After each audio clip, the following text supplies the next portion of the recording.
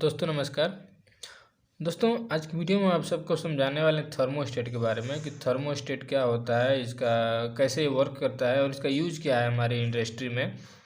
तो दोस्तों थर्मोस्टेट एक इलेक्ट्रिकल डिवाइस होता है जो कि इसको एक रेगुलेटिंग डिवाइस बोला जाता है, जो टेम्परेचर को रेगुलेट करने के लिए इसको यूज़ किया जाता है। दोस्तों रेगुलेट करने का मतलब ये होता है जैसे हम जहाँ भी इसका यूज़ करते हैं, जैसे खासकर इसका जो एसी होता है उसमें यूज़ किया जाता है, एचवीएसी सिस्टम जो होता है उसमें यूज़ किया जाता है, या फिर जो हमारे पावर प्लांट में भी देखिए हॉपर हीटर जो बनाए जाते हैं, ईएसपी के जो हमारे हॉपर हीटर होते हैं उनमें भी इसका थर्मोस्टेट का यूज़ किया जाता है हॉपर के टेम्परेचर को कंट्रोल करने के लिए या मेंटेन करने के लिए। तो दोस्तों इसी प्रकार से जो हमारी बड़ी बड़ी बिल्डिंगें होती हैं वहाँ पे जो टेम्परेचर कंट्रोल डिवाइसेज लगे रहते हैं तो उसमें ज़्यादातर थर्मोस्टेट का ही यूज किया जाता है। ये क्या करता है, टेम्परेचर को सेंस करता है। सेंस करने के बाद इसमें जो कंट्रोल सर्किट रहता है उस कंट्रोल सर्किट में NONC सर्किट लगा रहता है। उसके थ्रू जो हमारे मेन हीटिंग एलिमेंट जो होते हैं, हीटिंग डिवाइसेज जो होती हैं, उनको कंट्रोल करने के लिए जो हमारे कंडक्टर या फिर रिले जो लगे रहते हैं, तो उनको कंट्रोल करने के लिए रिले या फिर कंडक्टर जो होता है वो हमारे थर्मोस्टेट से होके जाता है। इसका एक जो वायर होता है वो थर्मोस्टेट से होके जाता है। तो दोस्तों थर्मोस्टेट एक रेगुलेटिंग डिवाइस होता है जो कि टेम्परेचर को सेंस करता है फिजिकल सिस्टम में, जहाँ भी हमारे टेम्परेचर या फिर हीटिंग या फिर कूलिंग सिस्टम जो भी है उसको सेंस करता है। और जो डिजायर्ड सेट पॉइंट है जी, यानी कि जितना हम टेम्परेचर इसमें सेट किए हैं जब उतना ये सेंस करता है तो सर्किट को ट्रिप करा देता है, यानी कि सर्किट को चेंज NONC करा देता है। तो जो भी हमारा हीटिंग एलिमेंट होता है या फिर कूलिंग एलिमेंट या कूलिंग डिवाइसेज जो होती हैं उनको ऑफ करा देता है। फिर जैसे हम उसमें एक सेट पॉइंट जितना रहता है डाउन का उतना जैसे ही जाता है तो फिर ऑटोमेटिक जो सिस्टम होता है, हमारा हीटिंग सिस्टम जो होता है वो हमारा ऑन हो जाता है। तो थर्मोस्टेट का जो मेन काम होता है दोस्तों, थर्मोस्टेट टेम्परेचर को सेंस करके उस एलिमेंट को हीटिंग या फिर कूलिंग एलिमेंट जो होता है उसको ऑफ करने के लिए यहाँ पे इसको यूज़ किया जाता है। तो दोस्तों जो इसका थर्मोस्टेट जो होता है, थर्मोस्टेट कई तरीके के हमारे यूज किया जाता है हमारे इंडस्ट्री में। और जैसे कि हमारा बाईमेटेलिक टाइप का भी होता है, गैस फील्ड टाइप का भी होता है। तो ज़्यादातर यही दोनों चलता है, बाईमेटेलिक या फिर गैस फील्ड का। तो दोस्तों बाईमेटेलिक वाले में जो होता है उसमें दो हमारे डिफरेंट टाइप के मेटल होते हैं। तो दोनों डिफरेंट टाइप के जो मेटल होते हैं वो हीटिंग एरिया में लगाए जाते हैं। जैसे हॉपर में अगर यूज हो रहा है थर्मोस्टेट तो वहाँ पे वो थर्मोस्टेट के अंदर में ही हमारा बाईमेटेलिक टाइप का एलिमेंट उसमें रहता है। वो दोस्तों जब हीट होता है तो बेंड होता है, या फिर बेंड पहले से बेंड रहता है तो सीधा होने का प्रयास करता है। तो जो हमारा कंट्रोल सर्किट रहता है उसको प्रेस करता है, उसके लीवर को जब प्रेस करता है तो हमारा सर्किट चेंज होता है। तो सेम उसी प्रकार से दोस्तों गैस फील्ड वाले में होता है। गैस फील्ड में एक्चुअली होता है क्या है दोस्तों, गैस फील्ड वाले में देखिए एक बता देते हैं पहले कैसे रहता है। गैस फील्ड में एक होता है हमारा सेंसर, जैसे कि दोस्तों हमारा टेम्परेचर स्विच होता है, तो सेम उसी प्रकार से दोस्तों इसमें भी एक होता है सेंसर, जिसमें हमारा सेंसर में लिक्विड गैस या फिर लिक्विड जो भरा रहता है एक्सपेंशन के लिए। तो दोस्तों सेंसर होता है, ये सेंसर जो होता है इसमें ये लंबा रहता है, इसमें अंदर इसमें गैस भरा रहता है या फिर कोई लिक्विड हीटिंग लिक्विड भरा रहता है जो हीट होने पे एक्सपेंड करता है। तो ये जो सेंसर होता है दोस्तों, ये हमारे हीटिंग बॉडी या फिर जो भी हीटिंग एरिया रहता है वहाँ पे सेंसर लगा रहता है। और सेंसर का जो वायर रहता है या फिर जो कैपिलरी जो रहता है वो हमारा रहता है थर्मोस्टेट का जो कंट्रोल बॉडी रहता है। जैसे कि ये मान लीजिए हमारा थर्मोस्टेट है, थर्मोस्टेट कंट्रोल सर्किट।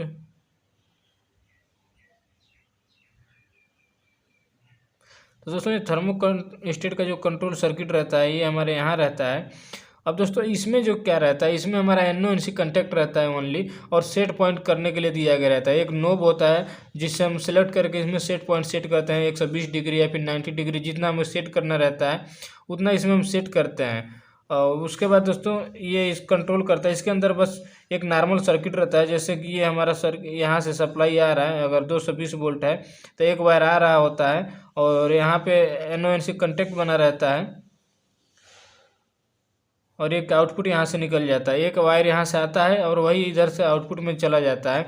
और जो हमारे कंडक्टर लगे रहते हैं, जैसे कंडक्टर होता है उस कंडक्टर को कंट्रोल करने के लिए ये हमारा आउटपुट जाता है। जैसे मान लीजिए कंडक्टर को ऑन करने के लिए ये हमारा कंडक्टर है, अगर इसको ऑन करने के लिए दो हमें सप्लाई की ज़रूरत पड़ती है, फेज न्यूट्रल का।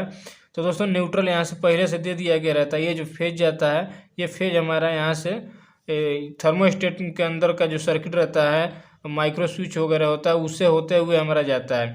अभी दोस्तों यहाँ पे एक लीवर रहता है, ये लीवर जो होता है दोस्तों, यही जो हमारे इसमें कैपिलरी जो होता है या फिर सेंसिंग एलिमेंट रहता है या फिर बाई मेटेलिक जो लगा रहता है वो यहाँ पे लगा रहता है।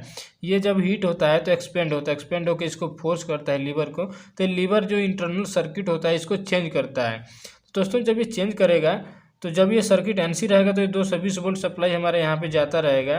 तो ये हमारे जो मेन कंडक्टर वो ऑन होगा, और जब कंडक्टर मेन ऑन होगा तो जो हमारा हीटर होगा या फिर कूलर होगा, जो भी इक्विपमेंट हीटिंग या कूलिंग जो भी हम लगाए हैं, तो यहाँ का जो पावर सप्लाई आ रहा है ये हमारा यहाँ से आउटपुट होके आ रहा है ये कंडक्टर का।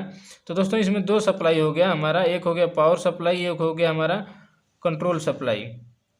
तो पावर सप्लाई जो है हमारा सीधा हीटर को जाता है, कंट्रोल सप्लाई जो है हमारा थर्मोस्टेट से होते हुए हमारा कंडक्टर तक आ रहा है, बस कंडक्टर को पिकअप कराने के लिए। तो सेम यही फंडा होता है दोस्तों।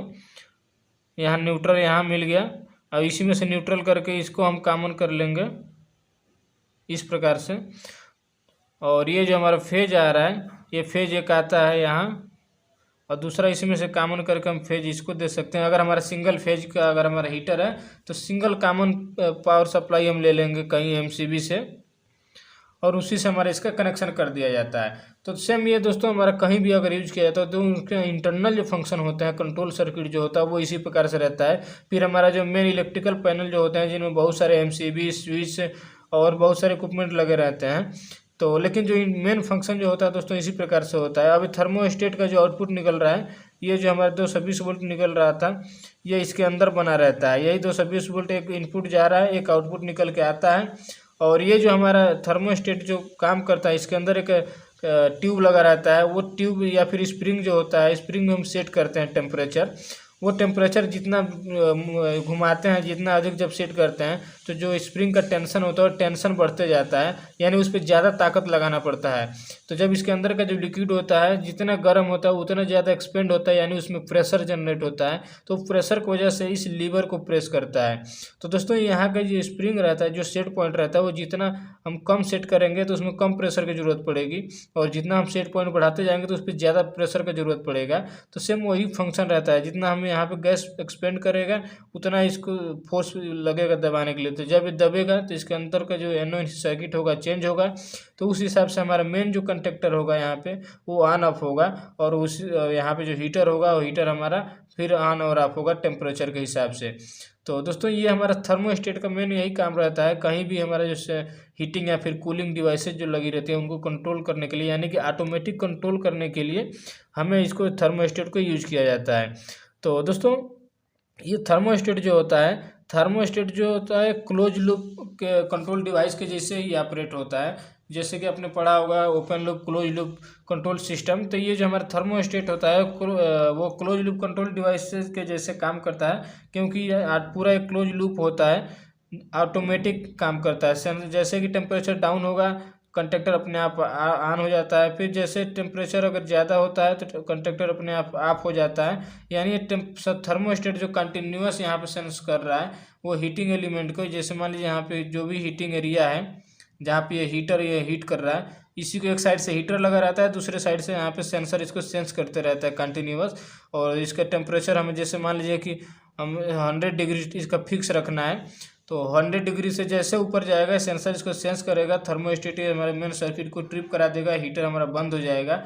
फिर यहाँ से जैसे लोवेस्ट सेटिंग रखा है कितने का डिफरेंस पे, यानी लो कितना होगा तो फिर ऑन हो जाएगा। मान लीजिए 10 डिग्री है तो 10 डिग्री यानी 90 पे जैसे पहुँचेगा तो फिर थर्मोस्टेट का यहाँ अंदर का कंटेक्ट चेंज होगा, ये हमारा एनसी होगा, और ये हमारा ऑन हो जाएगा मेन कंडक्टर, फिर हीटर ऑन हो जाएगा और इसको हीटिंग चालू कर देगा। तो यानी कि दोस्तों इसका जो टेम्परेचर है वो 90 से 100 के बीच में मेंटेन करने के लिए हमें एक थर्मोस्टेट का यूज करना पड़ रहा है। तो यही यूज होता है थर्मोस्टेट का।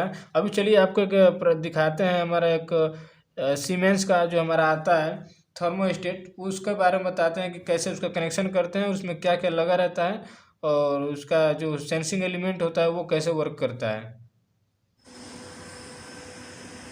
तो दोस्तों देख सकते हैं ये हमारा सीमेंस का एक हमारा थर्मोस्टेट है, जो कि लैंडिस और स्टाफिया करके इसका जो आता है एक सब इसका ब्रांड है, उसका ये नाम है लैंडिस एंड स्टाफिया। तो दोस्तों ये उसका एक हमारा थर्मोस्टेट है, जो कि आप देख सकते हैं हमारे ESP का हॉपर हीटर है। तो यहाँ पे कई सारे हीटर लगे हुए हैं, तो इसी हीटर को कंट्रोल करने के लिए यहाँ पे हमारा थर्मोस्टेट लगा हुआ है। ये हॉपर हीटर है। हॉपर का टेम्परेचर मेंटेन करने के लिए 90 से 120 के बीच में इसका टेम्परेचर मेंटेन करने के लिए यहाँ पे लगाया गया है। तो दोस्तों उसी का टेम्परेचर कंट्रोल करने के लिए हमारे यहाँ थर्मोस्टेट लगा हुआ है। देख सकते हैं हमारा थर्मोस्टेट का एक कैपिलरी है, इसके अंदर लिक्विड या फिर गैस भरा रहता है। और या फिर दोस्तों ये हमारा स्प्रिंग ही जो होता है पूरा अंदर तक गया रहता है। इसके अंदर एक सेंसर लगा रहता है, बल्ब लगा रहता है, वो हीट होता है दोस्तों। तो हीट होने के बाद दोस्तों इसको देखिए आप इसके अंदर का दोस्तों यहाँ पे ये देखिए यहाँ पे स्प्रिंग लगा हुआ है।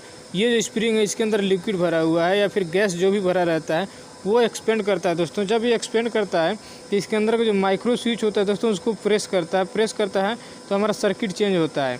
तो दोस्तों ये देखिए हमारा वायर आया हुआ है।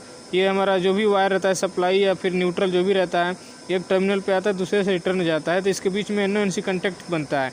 तो उसी कॉन्टैक्ट को ही चेंज कंट्रोल करने के लिए हमारा थर्मोस्टेट लगा हुआ है। तो इसमें हम टेम्परेचर सेट करते हैं। जैसे कि आप देख सकते हैं ये यहाँ पे हमारा 120 डिग्री सेट किया गया है। ये हमारा नोब है, इसको रोटेट करके हम यहाँ से सेट कर सकते हैं। और ये इसका यूनिट जो है डिग्री सेंटीग्रेड में है। तो ये दोस्तों 80 से लेकर 160 के बीच में हम इसे थर्मोस्टेट जो हम इसको कंट्रोल कर सकते हैं। अब दोस्तों उसमें होता क्या है कि जैसे हमने 120 पे इसको सेट कर दिया है तो दोस्तों 120 का टेम्परेचर जैसे सेंस करेगा तो सेंस करने के बाद दोस्तों तुरंत सर्किट को हमारा ये चेंज करता है। यानी कि उसका हीटर जो है हीटर को ऑन करने के लिए अगर उससे जैसे ही टेम्परेचर यहाँ पे डाउन जाएगा तो उसको हीटर को ऑन कर देगा तुरंत।